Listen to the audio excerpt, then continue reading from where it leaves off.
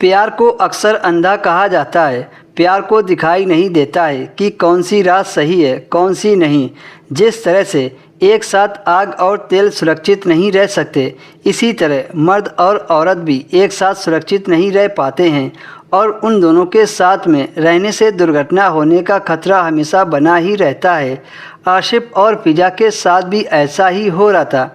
दोनों के दिलों में एक दूसरे के प्रति मोहब्बत का चिराग सुलग गया था, या ये कह लो दोनों के दिलों में प्यार के दिए जलने लगे थे।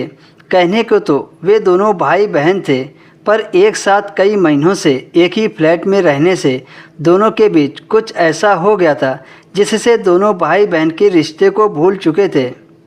इसी दौरान एक ऐसी घटना घटी कि जो थोड़ी बहुत कसर बाकी रह गई थी, वो भी इन दोनों के रिश्तों में पूरी हो गई। हुआ यूँ था, फिजा के पैर में मोच आ जाने की वजह से आसिफ फिजा के पैरों में तेल से मालिश कर रहा था।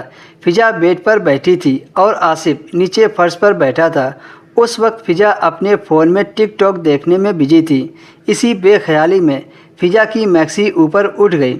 उस दिन इत्तेफाक से फिजा ने अंदर कुछ नहीं डाला हुआ था। उसी समय आसिफ की नज़र फिजा के उस तरफ चली गई जहां नहीं जाना चाहिए थी, जिसे देखकर आसिफ का दिल धक धक करने लगा। वह क्या बात है, आसिफ मन ही मन बहुत खुश हुआ।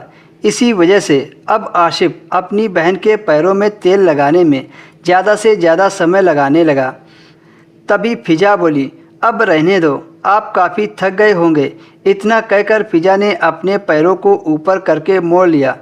उस दिन की घटना ने आग में घी का काम किया था। आसिफ भी पूरी तरह से जवान था। एक छोटी सी घटना ने उसे दोहरे मोड़ पर लाकर खड़ा कर दिया था।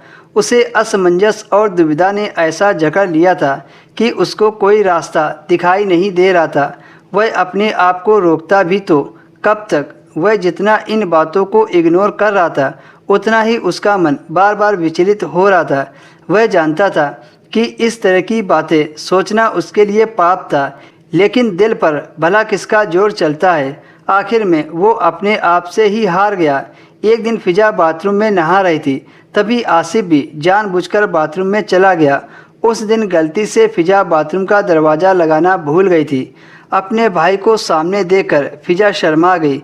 फिर आसिफ ने अपने दोनों हाथों से फिजा को अपनी बाहों में समेट लिया और फिर भाई बहन के रिश्ते को तार तार कर दिया।